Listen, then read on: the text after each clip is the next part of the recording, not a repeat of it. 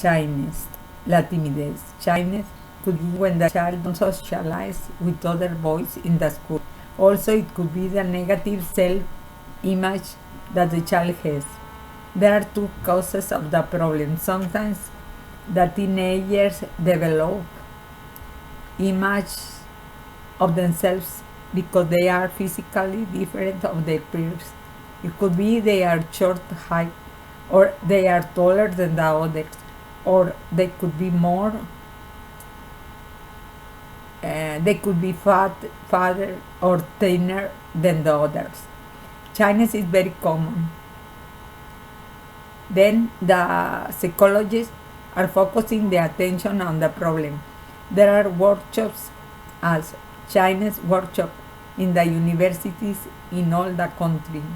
Many of the people are women, and frequently the men don't want to accept that they have a problem. Shyness is developed sometimes for the parents' expectations that have on a child. It is the cause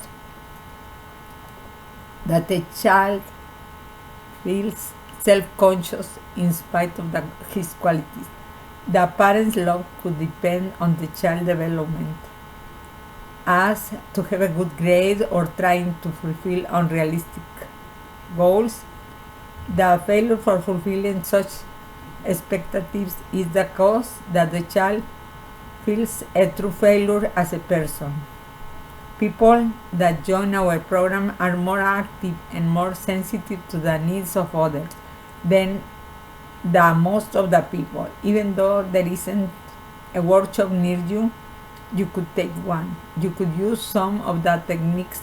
You could be your own coach instead to say to yourself bad things about you, like I am fat, I don't have nothing to say, or give yourself compliments like my hair looks well today, I am a good cooker, and try to do better things. Although I begin now, I will get better results. What do I want? Do I want to speak loudly? Do I want to see directly to the eyes of the person? Say something about you before asking questions. In these workshops, people work on abilities to converse, discussing the physical symptoms of shyness. A psychologist tells, I am surprised by the distorted perceptions that shy people have of themselves. For example, most of the times they consider themselves less attractive as conversants that they are now. They are responsible for 15% of any conversation in these groups. To overcome shyness, they recommend people write their goals. For example, I am going to be an interesting conversant is an unrealistic goal. Another goal is, for example, in the office tomorrow, I am going to start a conversation with my coworker, and I am going to talk with him for at least 3 minutes. At the end, I revise the goals, what you achieved, and each achievement is applauded each time with a reward to increase the self-confidence. For example, the woman that you respect, is she looking at people directly at the eyes? Is she talking to people loudly enough to be listened?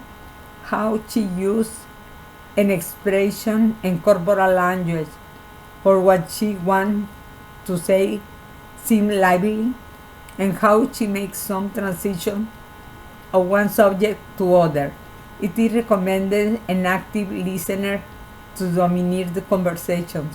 If you see with attention to the eyes when the other person talks and ask you appropriate questions, this puts the load of the conversation in he or she more than in you.